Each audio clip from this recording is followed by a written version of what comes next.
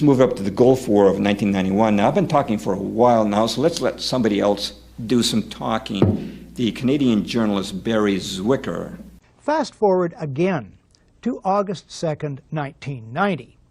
Iraq attacks Kuwait, claiming the Kuwaitis are slant drilling into Iraq's oil fields. U.S. President George Herbert Walker Bush pushes for a land war against Iraq. But polls show the U.S. public is split 50-50 on that idea. Then comes this eyewitness testimony before a congressional committee from a 15-year-old Kuwaiti girl.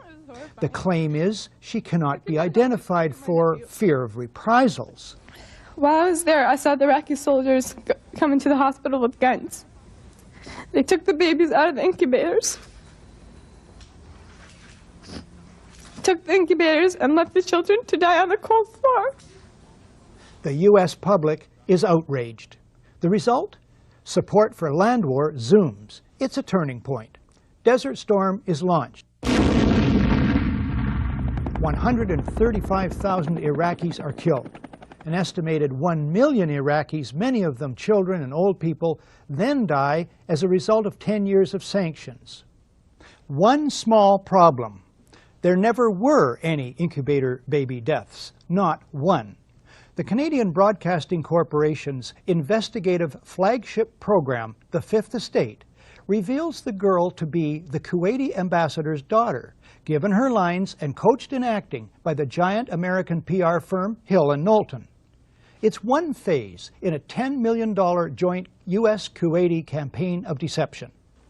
This man is lying. I myself buried 14 newborn babies that had been taken from their incubators. This man is lying. And they had kids in incubators, and they were thrown out of the incubators so that Kuwait could be systematically dismantled. There were a lot of people who participated in a conspiracy. Yes, an out-and-out conspiracy of fake organizations, false documents, fraud, and disinformation. So, if a new man named Bush is in the White House and helps engineer a brazen deception in order to achieve global geopolitical goals, as well as domestic and personal ones, it wouldn't be a first, would it?